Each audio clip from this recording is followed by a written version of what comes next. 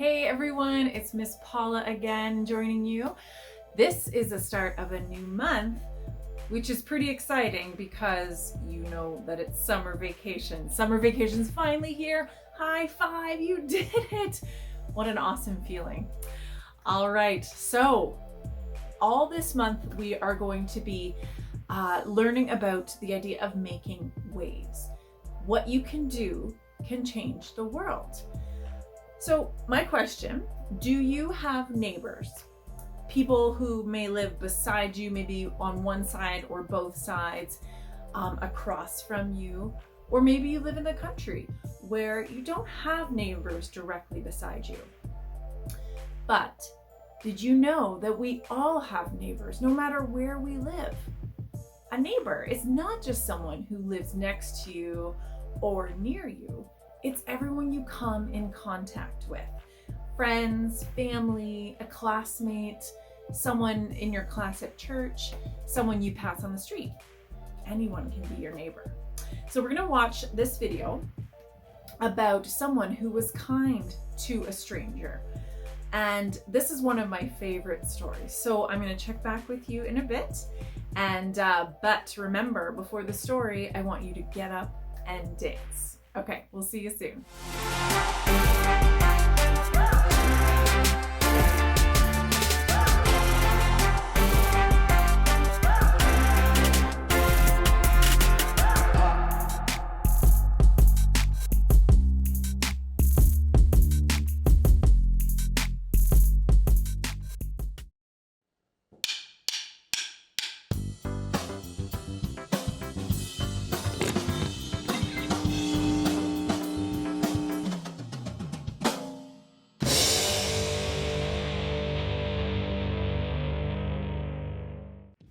When was the last time you made a difference in this world? That sounds big, right? Like campaigning for class president. Or feeding every single hungry person in your town. Or running a marathon in support of ending cancer. Those are great things, big things. But the truth is, you don't have to do big things to make a difference. No person is an island. Well, not quite like that. It means that all of us, every single kid and grown-up in this world, are connected. Everything you do, no matter how small, can affect someone else. You made a difference to your family this morning just by waking up. Good morning. Since you're going to make a difference no matter what you do, choose to make a difference for good. You make a difference for good when you say thanks to your mom for making your lunch. When you let another kid get in line ahead of you. When you get on FaceTime with Grandma instead of playing just one more video game. Hey, Grandma. Even the smallest action in your day can make a big difference. It's like dropping a tiny pebble in a lake. The ripples can travel further than you could ever imagine. When you let God be all you need in every breath, the power of God's Spirit can truly help you make waves. Then others will see God at work in you. That's why making waves is an amazing way to worship God with your life. Because worship is about more than just singing loud. It's all about living loud. All right, everybody, clap your hands now. Let's make some waves together. Let's change the world. Come on. God, I'm so amazed by your goodness. I love the way that you love me. I got this joy flowing deep in my soul now. Yeah. I just want the world to see. Here we go. With your love inside me, I know I can change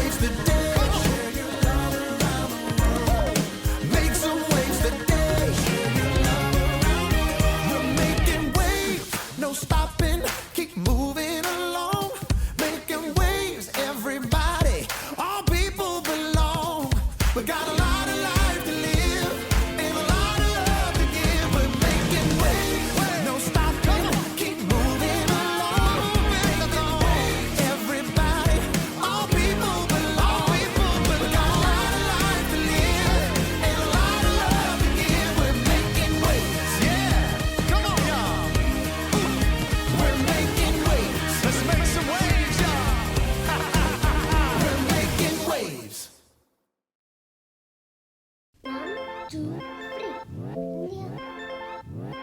3, 2, 1. Hey everybody, my name is Haley. Question for you. What do you like to do when it's summertime? Do you go on vacation or play in the sprinklers or fire hydrants? Do you stay inside all summer playing video games? One of my favorite things to do is go to the beach. It's the perfect place to make waves because what you do today can change the world around you. You meet so many different kinds of people when you're at the beach. Surfers, gnarly, cowabunga, treasure hunters. Woo! Hey! Yeah! A bottle cap from 2017. Tourists. Look, a turtle! At the beach, not only can you see literal waves being made, but you can make waves by showing things like goodness, gentleness, and especially kindness. In today's story, you'll hear one of Jesus' most famous parables about someone who showed kindness. And it wasn't someone you'd expect. So, don't bail on me, jellies. Hang 10 and we can make the drop on a twin fin. Seaweed slushies, am I right? Wipe out, Point Break, what am I even saying? Later, dudes. Dudettes. The Bible. It's 66 books of history, stories, letters, and poetry that fit together to form God's one big story. The epic adventure of how He created us and loves us so much that He made a way to rescue us. As we travel through the Bible, from Genesis to Revelation, we discover people who met God and found their lives changed forever. Now, for an amazing story, inspired by the book of Luke, chapter 10, verses 25 through 37. When Jesus traveled to a town, great crowds gathered to hear him teach. Fishermen and merchants, beggars and rich men, little children and important scholars. Many people listened with open minds and hearts, but a few just wanted to prove that they already had the answers. One day, a law expert stood up to test Jesus. Teacher, what must I do to receive eternal life? What is written in the law? How do you understand it? The law expert smirked. He can reel off the answers perfectly. Love the Lord your God with all your heart and with all your soul. Love him with all your strength and with all your mind. And love your neighbor as yourself. The crowd was likely impressed. Clearly, this man's a well-studied scholar. You have answered correctly. Do that, and you will live. The law expert couldn't quite leave it at that. He wanted to know just how little he can do and still look good. By neighbor, are we talking someone within 50 feet of my house? Across the street? Not down the block, surely. I mean, really, who is my neighbor?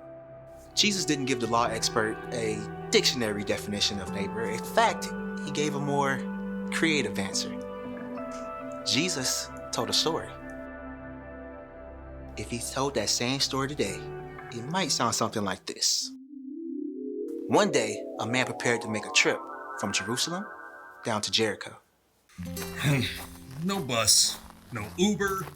Looks like I'll be walking. The way was steep and rugged with many twists and huge rocks. That looks like a giant egg. And that one looks like a goat. That one looks like an excellent hiding place for robbers. Ah! Stick 'em up. Get his cash. Don't forget the new shoes. The robbers stripped the man of everything. They even beat him up. They left him on the side of the road, nearly dead. Help! Help, please! The hot sun beat down on the injured man. He was too weak to even crawl. After what seemed like hours, he finally heard footsteps. A preacher was traveling down a narrow road, practicing his next sermon. Now you may ask, why do we need to raise money for a brand new church building with an indoor swimming pool and covered parking for the pastoral Tesla? To do the Lord's work, of course. When the preacher saw the injured man ahead, he quickly shifted to the other side of the road. Water, please. Not really my department. That's pastoral care. I'll send a memo. The preacher quickly went on his way, still polishing his sermon notes. As the sun got lower in the sky, the injured man started to lose hope. But once again, he heard footsteps. Help me. A church worship leader was hurrying along the road, singing along with the music in his earbuds. A mighty fortress is our God, a bulwark never failing. The worship leader glimpsed the wounded man ahead, but pretending he hadn't seen a thing. He trotted to the other side of the road and kept right on going. Our helper, he amid the flood of mortal ills prevailing. The wounded man was desperate. The sun began to set as another traveler came along. The man tried to lift his head. Perhaps he could see the approaching stranger. Oh no. The stranger was a man from the nearby region of Samaria, even though they shared the same ancestors. The Jews and the Samaritans hated and mistrusted each other for hundreds of years. But unlike the preacher and the worship leader, the Samaritan stopped when he saw the wounded man. Oh no! The Samaritan felt compassion for the injured man. He slid off his motorcycle and used his first aid kit to clean and bandage the man's wounds. Let's get you someplace safe. Carefully, the Samaritan laid the injured man across the back of his motorcycle. Easy now. You take it slow. By the last light of the setting sun, the Samaritan brought the wounded man to an inn and made sure he had a good bed to sleep in for the night. The Samaritan found the innkeeper. Please take care of this man until he's all better. Here's my debit card, and if you have any extra expenses, I'll pay you back when I return. Murmurs of surprise rippled through the crowd as Jesus finished his unusual story. Jesus looked directly at the law expert. Which of the three do you think was a neighbor to the man who was attacked by robbers? The law expert's eyes dropped, mind racing, looking for a way out. But the answer was clear. The one who felt sorry for him. Go and do as he did. Through his story, Jesus was clear. Your neighbor is not only someone who lives near you or is like you. Your neighbor is anyone who needs your help and kindness.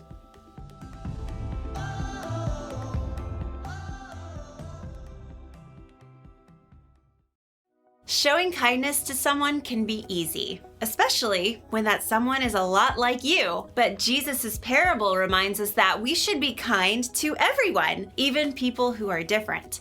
People who look different, act different, and think different than we do. Showing kindness means treating people the way you want to be treated. It can mean helping someone who seems lost. Okay, so you want to take a right at the one and then a left on Dillon Beach Road. There are some great views of the sunset out there. You'll love it.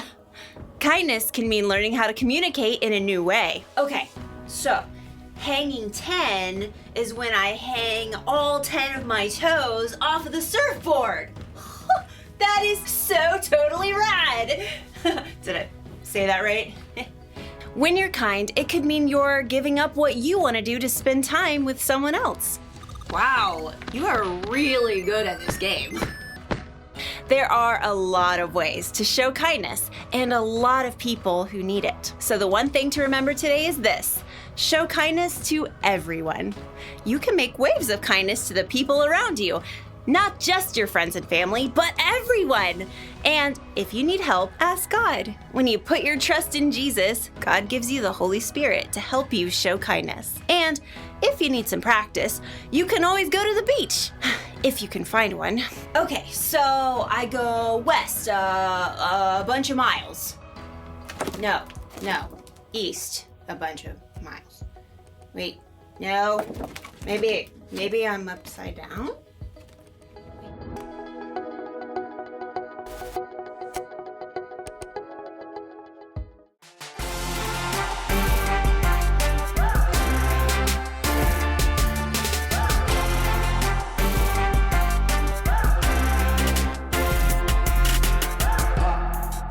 The Jews and the Samaritans were enemies. They did not hang out.